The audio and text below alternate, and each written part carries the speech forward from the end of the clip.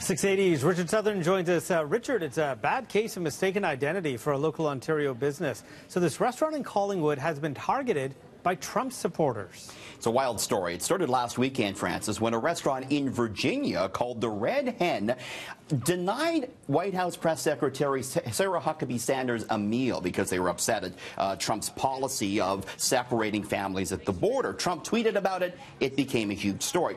That brings us to Diane Smith. She owns the Olde Hen Restaurant in Collingwood. She woke up on Saturday to a flurry of messages from Trump supporters who thought they were messaging the restaurant in Virginia. Now, she's a small business owner, Diane. She freaked out. She worried her Yelp rating might get ruined. It does have a happy ending, though. Have a listen to my conversation with her. I panicked because we're a tourist town, and that's what we count on for our new clientele. Then all the love and support started coming in on my Facebook from everybody and anyone. My restaurant's been crazy with people coming in. I just come here to support you. It's been hectic. In a weird way, this whole incident maybe has boosted your business and made you money. But it's just brought to light the politics that got involved, which shouldn't have. Diane, as a restaurateur, if someone walked in and you didn't agree with their politics, would you not serve them as they did down in the States? I would absolutely serve everybody. Would you invite Sarah Huckabee Sanders to come up and visit your restaurant in Collingwood? Sure, I'd love to have her here. Absolutely. So there you go. No publicity. Yeah, no publicity is bad publicity. Business booming for her now, Francis. Totally. She should use it for sure. I think she is. I don't know if Sarah Huckabee Sanders is going to come up or not, but at least business is good. Oh, the invite's there. There you go. So Canada's retaliatory tariffs on U.S. goods are about to go into place. Richard, you're looking at just a few of the items we're definitely going to be paying more for starting next week. Yeah, this has come Canada Day. These are some of the biggest ones I think we're going to notice, and major appliances topping the list: dishwashers, fridges, washing machines. Most of those are made in the United States, and as a result, we'll be looking at a 10% hike on those. Coffee, 75% of coffee is not growing in the States, but it comes through the United States. We could be paying more for that, certainly come Monday. Boats, 80% of boats made in the United States, so if you are a boater, could be paying more. Furniture and bedding and shaving supplies as well will cost us more on Monday. We also heard today, Francis, from the Governor of the Bank of Canada talking about the tariffs, signaling that the bank might be on hold with interest rates, and that had the loonie sliding below 75 cents U.S. I'm still trying to get over the coffee. This is going to cost you and I a lot of money, Francis. Starbucks coffee, if you buy that in the grocery store, there's going to be a tariff on it. So it's going to cost more. Oh, boy. So amid all this talk about fake news, Facebook Canada has hired independent fact checkers now to vet news stories. Yeah, got to be a good thing, I think, right? Facebook launching this third-party fact-checking program to root out fake news, provide users with more context on the articles they read. Facebook teaming up with Agency France Presse, which is a French-based fact checker. They're going to go over all the stories.